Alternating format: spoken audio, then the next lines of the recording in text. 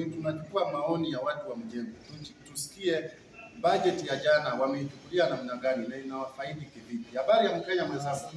Kwa majina unaitwa nani? Majina ni James. James, tueleze machache kuhusiana na hii budget ya jana. Budget ya jana tunaongelea kuhusu mwananchi wa chini. Yes.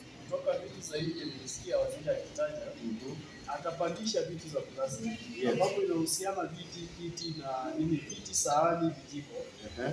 Na mimi kama mwananchi wa chini naona ni kama itanidhuru kidogo. Itakudhuru. Yeah. So ungehimiza ule minister kufanya jambo gani wakati wanasoma budget? Wakati anasoma budget, akiwasilisha bunge venye aliwasilisha, waangalie vitu zinahusiana na mwananchi wa chini.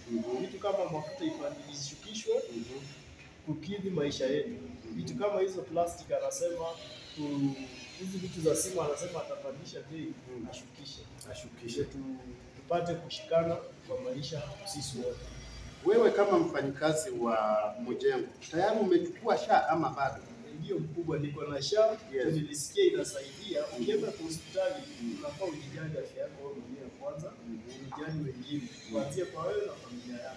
So Umejiregister. Inakufaidi vipi juu Wakenya wengi wanalia wanasema wakisha register unasikia kwamba ati inafaa ulipe shilingi 10,000 ndio ianze kufanya kazi, na Ruto alisema ya kwamba unaweza lipa mdogo mdogo. Sijui wewe uko namna gani pande yako? Ndio mkubwa, iko hivyo, nimeregister na wameniletea limit ya 7,800 kulingana venye maswali waliniuliza. Yes. Na kushukuru Mungu kwamba sijapata ugonjwa nijue inatumika ama itumiki, lakini nimeregister. Yes. Yeah. Lakini lipa mdogo mdogo ni bilioni.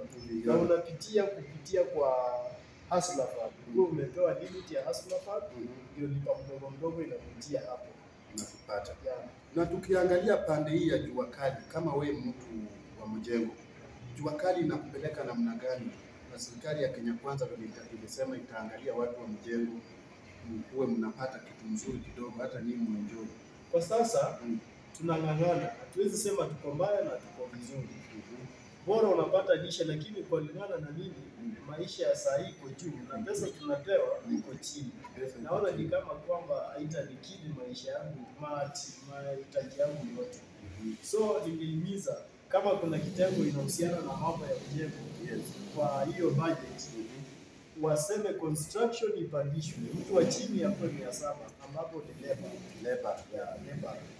Na fundi aanzie kwa 1,500 at least ndio tukue course at least classical samba.